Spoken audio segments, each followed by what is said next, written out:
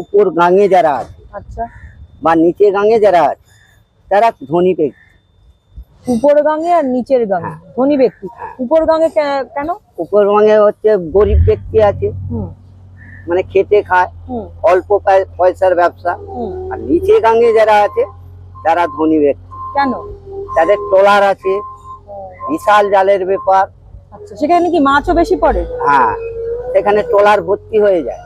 এরকম আপনি যদি কখনো দীঘা যান বা নিচের দিকে যান, তা ওই দিকে ওই রকম শোনা যায় ওই মাছটা এসে এখানে ডেলিভারি হয়ে মানুষকে হয়তো 15 দিন 20 দিন পরে মানুষ পায়। আচ্ছা আচ্ছা আচ্ছা। কিন্তু এই যে টাটকা জিনিসটা আসবে কি করে?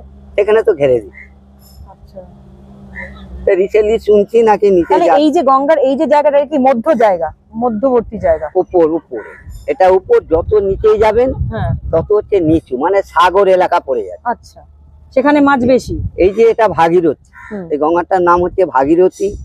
ভাগীরথী হচ্ছে আমাদের রূপদানে পড়ে। আচ্ছা, তাহলে রূপদানে কে কে পড়েছে, কার গায়ে কটা নদী পড়েছে?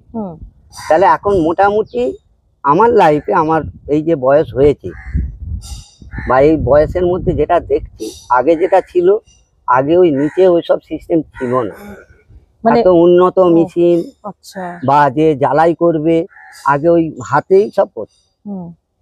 আমার বাবাও গেছে, বাইরে টাইরে গেছে, বারগঙ্গারে বলতো, আগে যেত, জানি শুকো মাছের লোকে টোকে অভাবে সব করতে হবে, তা যেত। এখন সেইটা দেখছি এই ক বছর পরে মাছটা হলো। আচ্ছা, মানে 2 বছর টানা মাছ হয়নি? না, 2 বছর কেন? তাহলে কি সেটা নিচের গাঙেও হয়নি নাকি? না, নিচে না মাছ হলে আপনি বাজারে পাচ্ছেন কোথায়? ও, তার মানে এইটা ওখানে গাঁট পড়ে যাচ্ছে, মাছটা উঠতে পারছে না।